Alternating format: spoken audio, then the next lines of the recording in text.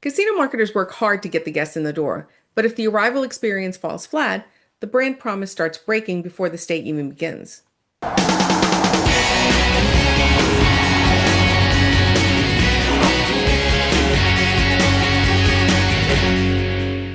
Hi there, and welcome back to Drive Time Marketing, the show where we help casino marketers turn strategy into action, insights into impact. I'm Julia Carcamo, and in today's episode, we're talking about how the first few minutes of a hotel stay can shape the guest experience, influence loyalty, and impact the way guests feel about your brand long before they ever get to the casino floor. My guest today is Ben Scholl, who works with casinos and hospitality teams to improve hotel operations, guest experience, and the systems that help properties deliver better stays. Ben, I'm thrilled that you're here with us. Yeah, I'm glad to be here. Thank you, Julia. So, before we jump in, can you tell our audience a little bit about yourself, your background, and the kind of work you do with casino and hospitality teams? Yeah, so I am a lifelong hotelier. I started my career in Las Vegas at the Venetian Palazzo. Spent quite a few years there, worked my way up, management for the first time. Then I went out of the gaming world for a while, worked at a luxury boutique resort on the ocean in San Diego and for Marriott International for a while. Then came back as an executive and worked for Caesars at Harris SoCal and then a few tribes and along the way. Now I get to support hoteliers shoulder to shoulder with solving problems that they face. So sometimes that's revenue management, sometimes that's guest service, sometimes it's processes that are broken in their hotel and resort. But run a company called B2C Solutions. The idea is that you get from A to B doing something really well as a resort. So there's a reason that you're in business and then from B to C, sometimes you need a little help, and we help elevate and get you to that next level in the area where maybe you're less effective. So, Awesome. Well, I want to start with something I think casino marketers don't always think about, and that's the first 5 minutes of the guest experience. So, when a guest arrives at a casino hotel, why do those first 5 minutes matter so much? yeah, they matter because humans care about being feeling seen, heard, and valued. So here's the reality. If you don't think the welcome matters, I want you to think back to the last time that you went to a dinner party or you got together with a friend at a restaurant. Yeah. And as humans, we want to greet each other. We want to make people feel welcome, right? That's why when you walk into the restaurant and your friend sees you, they stand up, they hug you. Now, we're not hugging our guests, right? But we want to create feelings that make people feel like, hey, I just came where I belong. And I walked in the door somewhere where I'm supposed to be because they were expecting me. And I feel really seen. I feel really heard and valued by the people that just welcomed me in the door. So, what kinds of signals are guests picking up on right away? Yeah, so the basic human nature things that you do every single day when you greet people that you care about, we just need to do them in a systematic way. So making eye contact is a simple one, right? Yeah. Are you sitting there typing away at your computer, or are you making eye contact and saying, "Hey, I see you. Come to talk to me. I want to welcome you." Using the guest's name whenever possible, especially if they're a repeat customer. Are Right. you using their name to welcome them in? Body language. So we'd often communicate with the nonverbal as much as the verbal, right? So Yeah. does my body language say I'm open, I'm here for you, I'm available, or does it say you come talk to me at your own peril and you might regret it? Like, right? So sometimes we have all of these signals we're sending. And here's the thing that I find a lot is that we just expect frontline team members to know all these things. And Hmm. sometimes they actually need to understand yeah, the notes you're typing are important, but eye contact's just as important. So here's what how you can prioritize your work and make this happen. Yeah. Or, all of the other things I mentioned, they have little things that you have to put systems and training in place for people to systematically know what the key things are because welcome means different things to different people. And if we don't create shared understanding, then it goes all these different directions at your front desk. So I know that I've worked in a couple of projects where we worked through construction, and so I was always working on signage. I always Mhm. thought that that's a big piece of like what can cause that tension or that friction when guests arrive. But what are some of the other things that quietly damage that experience? Yeah. So when we have processes that put a lot of administrative burden on frontline team members, so think like, okay, I redeem an offer, so now I have to leave 8 notes, print out a piece of paper, staple it 3 times, when send to all these different Yeah. places, right? So we have all these administrative burdens that make sense maybe in finance, and they make sense back of house, some downstream process. What we don't think about is when we do that, we're asking them to do things that aren't welcoming guests, that aren't greeting, that aren't doing all the things that we need to build our brand and to build our loyalty. And we're just saying, oh, just do that when you have time. But what ends up happening is someone important asked them to do that. So now they're Yeah. like, oh, I'm going to not be focused on the customer right now. I'm going to focus on my paperwork for a minute in between these two customers. So what I would say is a lot of times we don't think about what I call the guest service burden of the administrative stuff that we push down to frontline team members Right, right. to check a box for Mhm. regulatory reasons or whatever it is. Yeah, that's a really important point to make because we do have businesses that work in very highly regulated environments, and there are some things that have to happen, um, but they often get confused with the things that have to happen for the guest experience.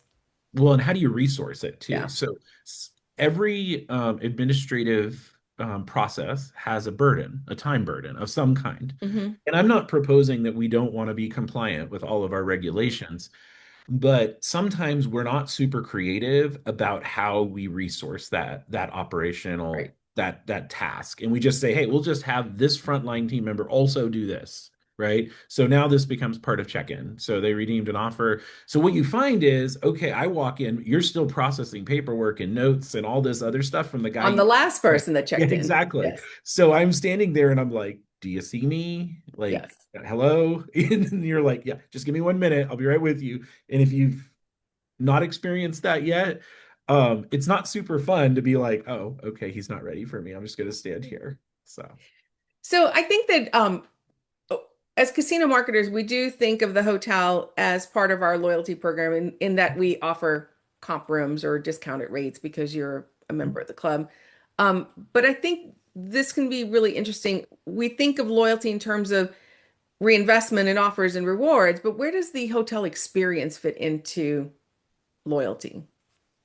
well, what I would say is that a brand is driven by the experience. You can put all the words that you want out there, but if they go and that's not what they feel, then that's not your brand, right? Your brand is what you Yeah. feel when you walk in the door. So Disney's a great example. It's not a casino, but it's a great example, right? Disney says it's magical, it's um, Yeah. you know, really great at customer service, it creates memories, all these things. If you walk into Disneyland and everyone was angry, that's not that's not the brand, right? So like you have to activate your brand with the way that people feel, and this is Hmm. more art than science. So like I can put feeling words out there, but bringing that to life in a human way looks a Yeah. little bit differently, depending on the role you're in, what you're doing. But yeah, there's a lot of Yeah. ways that brands are really just a stack of very human interactions that are built over time that leave an impression on how people feel. So I think that, the hotel experience from what you're telling me really can deepen that loyalty, even if the original trip was driven by an offer. Mhm. And it can also determine whether there's a repeat visit. So, what parts of the hotel experience have the biggest long-term impact on whether a guest wants to come back? Yeah, absolutely. I'm going to say something really unpopular here with a lot of casinos invest a ton in their per room product. They're like, we're going to have this luxury product, right? Yeah. I'm going to propose to you that it's actually the human interaction that determines how people Yeah. feel walking out of your hotel. Now, you don't want a really bad product, right? So there's a point at which that's true. You have to have a really reasonably comfortable bed. You need to have basic amenities. Those things do need to be present. But you see a lot of resorts like we're going to spend so much to have this really high-end room, and then they don't spend anything to speak of on creating experiences at the front desk Right. or making sure that their housekeeping team, maybe they even outsource housekeeping, right? And then you have these housekeepers that have no skin in the game to create experiences. Sure. Like when's the last time you walked down a hallway and a housekeeper really warmly greeted you and said, having a nice stay, good to see you. Um, those things matter and they're not always prioritized. So the unpopular opinion that I have is that it's actually not your physical building. The hotel Yeah. physical plant is just a gateway to create experiences that have to do with how people treat the guest when they're in there, the energy that they bring, the smiles, the warmth, all of those things. So you mentioned the interaction with the housekeeper that's on the floor, perhaps Mhm. working a different room, but just happens to Yep. see you. Are there other moments during the stay that matter more than operators or marketers really even think about? Yeah, so there are other elements of this. So security is another one that I see gets forgotten. So sometimes maybe we have to walk through a security checkpoint where you show an ID or you have some sort of Right? process, right? Hmm. Um, you get a lot of people who are very driven by wanting to be effective at keeping things safe, but we forget that the role they have in the welcome, in the greeting. So like those moments also matter a lot because a lot of times Yeah. they might be the first person they see as before they even get to the front desk. So that's another one that I think of a lot. Like, are we really making our security ambassadors in addition to keeping us safe?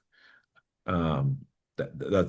and then housekeeping is the other one. Like I said, like I really think we don't think of them as a place that guests have touch points, but often once you've checked in terms of the hotel team members, you might see them most unless you go to the front desk because you're Right. walking up and down the hallway. And if they just have earbuds in and they're completely in their own world and never greet anybody or ask or smile at you, like those are missed moments that are Hmm. really, that doesn't take any extra time for them to feel warm as you walk by them. Well, of course, not every stay goes perfectly, and I want to talk about recovery and Mhm. consistency and brand trust. But first, I want to do something I'm excited about this summer from Casino Marketing Bootcamp. I want to tell you a little bit about it. This summer, Casino Marketing Bootcamp is bringing you two different ways to get stronger. First, there's Casino Marketing Bootcamp Midwest happening August 4th, 5th, and 6th in Tulsa. This is where we really put the boot camp into Casino Marketing Bootcamp. It's hands-on, practical, and built for casino marketers who need time to step back, think clearly, and build stronger marketing plans and calendars. The tagline says it best. It's where your ideas become your blueprint for success. Then later in the month, on August 24th and 25th, we're launching the new Casino Marketing Bootcamp Direct Marketing. I'm especially excited about this one because direct marketing is still one of the most powerful engines we have as casino marketers. This event is all about helping you make every list, every offer, and every dollar work harder.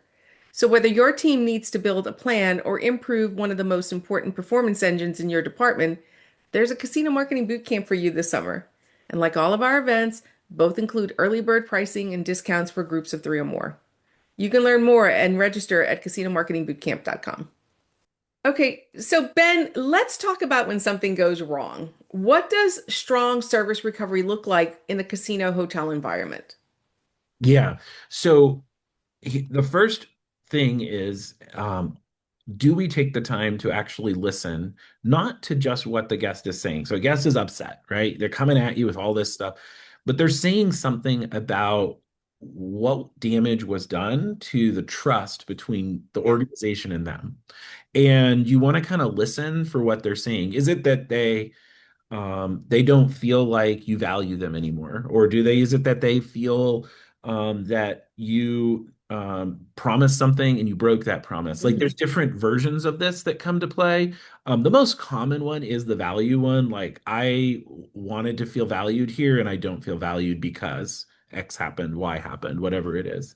So listening is really the first phase. And then Hmm. once you listen, then you need to genuinely care and try and resolve the situation Yeah. for them. And there's a lot of ways that you can do that. My favorite approach to recovery is storytelling, which is you start with this empathetic statement. If what you just described happened to me, I would completely feel exactly like you feel. Yeah. I completely understand this. Yeah. Let me tell you, about a time that we were able to turn this around for another guest. I'm going to do that just for you right now. And you tell it like Hmm. a 2 minute segment. Yeah. And it's a nice little segue to kind of start having them see themselves. Okay, they're going to be able to fix this because they've done it before. So, Well, let's go into that because I love that approach. But what if the person that's on site doesn't have said story Oh yeah, to you tell? make them up. I, 9 out of 10 of my stories that I Yes. use in guest recovery aren't real. I just figure out what happened to them and I tell a story because we have mirror neurons in our brain. So mirror neurons mean that whatever they're going to want Yeah. to mirror back, right? So if I'm telling them a story of a time when I turned this all around, they're going to see themselves in that story and then I can get them a little lower Good. the temperature a little bit. So I make those stories up more often than not. You also want to prepare them and have them kind of in your pocket. Pocket. Um, Hmm. so that I have my guest room cleanliness story and I have this story. So you can kind of just Yeah. bust them out as you need to. And it's a little bit performance, but it, I never told them like I'm telling you a true story. I'm just going to tell you about a time when, and people love to see Right. themselves in the solution. So I think what you're saying is that it doesn't have to be an exact experience. It can just be an experience that shows that you had a frustration or that somebody else and it was Mhm. fixed. Yeah, Okay. exactly. And it kind of gets them on the path to, okay, they're going to be able to make this right for me. Right. Um, and it's just a highly effective way to also build connection and relate in that moment. Because a lot of times our team members just freeze. They're like, yeah, I'm sorry. Or worse, oh my gosh, is they argue. They're like, well, I'm not sure that's what happened because I know that person that you talking about and they wouldn't have said Yeah. that. And then you're like, what do you mean they didn't say Yeah. yeah, they did. And here's the thing, like guests also, they're telling you truth, but they're telling you the truth through how they feel, I feel it. right? Yes. So maybe the person they're talking about didn't say exactly what they just said they said. Right. But however they delivered it, that's how that person felt Yeah. in that moment. Um, so it's important that it is true to them, even if maybe there are factual gaps. And I find this a lot where team members really latch on to the factual gap Hmm. instead of trying to validate and move forward. And by doing that, you create increased disconnection with the Yeah. customer, and it's not helpful. So let's talk about consistency and how it builds brand trust. What happens when marketing feels really polished, but the hotel experience feels less than polished or a little uneven? And how do those inconsistencies start to build up in a guest's mind? So I'm going to push back on this idea that marketing and operations are different enterprises, right? Operations is really the activation of the brand promise and the marketing team. So they really, when they're disconnected, you have a much larger problem than just a poor hotel stay. You have a brand that doesn't jump off the page when you walk in the door. So the really, I believe that the best marketing we have is an operations team that understands who we are and activates it every single day. Um, when that doesn't happen, that's not a sustainable brand, in my opinion, and that's not marketing that's going to be resonating Yeah. with people. And there are examples of this, I'm sure you could think of them, where you see this ad and then you go and you look at the place once you get there and you're like you like wait, this is not and Right. and this is also why, like, on the flip side of this, I'm constantly telling marketing team members, so you have like they'll do photo shoots in rooms, and then they'll be like, "Oh, we're gonna put a bubble bath in there. We're gonna add a glass of champagne, and we're gonna do this." And then I'll be like, "So does that mean I get my amenities back? So that if someone actually wants a glass of champagne, we can now Yeah. deliver it to the room again?" Oh, well, you'd have to ask, operations, COO, whatever. But Yeah. like, we want to make sure there's alignment there because if we're gonna show this as our hotel product, can we deliver Right. on it? Can we do this? This Right. is something we do. So, The famous breakfast in bed hotel yeah, shot comes to but they don't mind. have room service. Right. Right. And you Mhm. and you bring up such a powerful point because guests don't experience departments, they experience one brand. So we Yep. have to be um, in lockstep. And that brings me to, let's a discussion of how marketers and hotel teams can work together. Like, so they're listening to this, and now the question is, okay, so what do we actually do? What can marketers do to work more effectively with hotel teams, and vice versa? What can hotel teams do to work more effectively with marketers rather than operating in separate lanes? Yeah. So the biggest thing is build trust. I find that we lean into transacting on stuff before there's a foundation of trust. And what do I mean by trust? Well, I don't mean some nebulous thing. I mean, we specifically do things that support each other's work in an intentional way so that when we can't support something because it doesn't work operationally or whatever the gap that's there is, Hmm. we have a lot of deposits that we've already made. So, Brene Brown has a way of talking about this where you put marbles in the trust jar, right? Yes. So that Hmm. if you have to take a handful out because you can't accommodate this VIP, right? So I put a marble in the trust jar when I hold rooms in a block and I help them out. And I put another marble in when I do all kinds of small things, right? There's going to be come a time as a hotel director that I can't do something. And because I've done all these little things, they're going to go to bats to say, okay, he's doing Yeah. everything he possibly can to make this happen. Right. Um, and a lot of times we don't see it that way. Instead, there's this marketing group that only cares about themselves and their image and all this. And then there's us in operations, and we are like fighting against each other. Like we're on some, Hmm. the reality is we don't have a job without customers and guests, Yeah. right? Right. And we don't have all those people coming in without the marketers evangelizing in the world about what we do. So Right. we need them, and they don't have anything to talk about if we don't do our jobs, right? So like we need each other. It's a symbiotic relationship. There's no other way to look at it that is effective. But I see so often that it's siloed. And while marketing may think that's what we do, but we're not going to do that. And it's like, well, what's going on here? Like, why Right. would we want to be that way? Well, you work with a lot of casino properties, Mhm. and geography is all over. So I was going to ask you like what's a quick win, and I guess it really kind of depends on where it is. But you know, given all the experience you've had, like what's one thing that maybe we should be doing that could help? Is it a meeting that we should be having? Is it something that can be evaluated that can make a real difference? The first thing that I think is we need to create a shared understanding that there is a worth hurdle for every single night. And that worth hurdle is aligned with the cash rate because I see a Hmm. lot of turf wars over I want my cash customers because the hotel cares about the P&L and they don't Right. have the comp rate, right? And I want my marketing customers. And I would just say, let's be agnostic of source. And let's say, let's yield our hotel so that each night has a worth hurdle that makes sense. And that's dynamic and changes with the current Hmm. compression and market conditions that we see.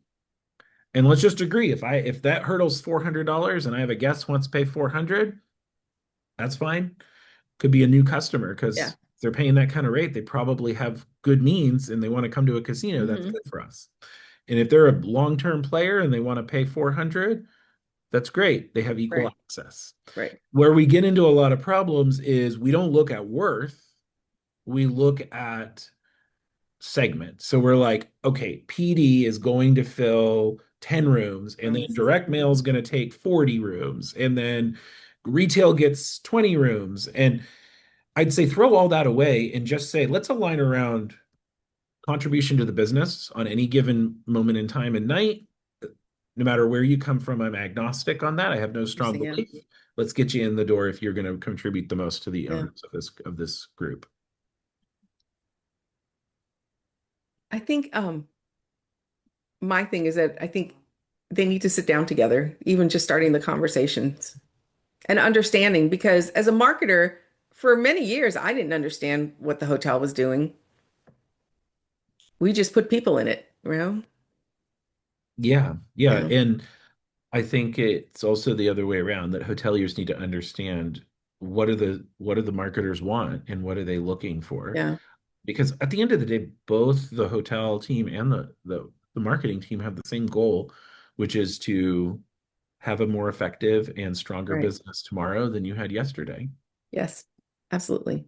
So, Well, Ben, before I let you go, I'm going to play a quick round of fan or flop. So this is just a fast, fun segment. I'm going to throw out a few ideas or okay. practices, and you tell me whether you're a fan or if it's a flop and maybe why. Okay. Some of our guests have also given us a fix, how they would fix it. Okay. So, Let's see. Okay. I'm nervous. I hope I got these. fan, you're a fan, or it's a flop. And if it's a flop, either why or maybe a fix for it. Okay. All So right. fan or Can I flop? give it depends if it's a it depends? Probably. Okay, good. So fan or flop mobile check-ins? I am a fan. Hey. Fan or flop welcome amenities for casino hotel guests? I am a fan of that as well. Let's Can I put an see. asterisk on that though? Sure. What's the asterisk? As long as we resource and have a process in place to support the amenity program. Yeah. Because often we roll out amenities and we're like, F&B just delivers it when they can, and we don't have a dedicated room service. So we got to have process in place, but I'm a fan of it in principle. I'm not going to ask you the next one because it was over-promising in pre-arrival marketing, and I think we talked about that with the champagne and the breakfast in bed. Kind of not a fan of, yeah, not a fan How of that. about how about late checkout as a loyalty perk? Okay, that's it depends. Okay. Yeah, I'm a fan of it from the guest experience. We have to be intentional in how we structure that. And what I say is a lot of times those programs are completely orphaned from the Hmm. operational realities. So we would want to make sure there's a collaborative conversation around our staffing Yeah. model and how we support that program. But I'm a fan of the program when executed well. How about mystery shopping, hotel arrival experiences? I am a fan of that. I have strong opinions about how it should be done, but we'll just say fan. We'll leave it there. Okay, last one. Fan or flop, personalized pre-arrival communication. Um, I am a fan of it. Again, it needs process behind the scenes to make sure that we have clear responsibilities of who does what. And Yeah. because it's nothing worse than sending this in a bulk email and then they reply and no one replies back to their question. Right, right. So, like, we got to make sure, as with all things, there is the infrastructure behind the scenes to Yeah. make it happen. But I'm a fan. Systems matter. Yes, systems matter. I spend my whole life building systems in hotels. So, Well, Ben, this was such a great conversation. I love that you helped us connect something casino marketers don't always think about, hotel operations and hospitality, back to brand and to loyalty and the overall guest experience. Can you tell our listeners and viewers how they can connect with you if they want to work with you? yeah, so you can go to b2csolutions.com and find out some information about us there, or you can just connect with me on LinkedIn. I'm Ben Scholl. Or you can email me at ben@b2csolutions.com. I'd love to chat, get to know you, and all the cool stuff we could do together. And I'm going to include those links in the show notes for everybody. Thank you so Okay. much for being here, and thank you for sharing this week with us. Okay. Thanks, Julia.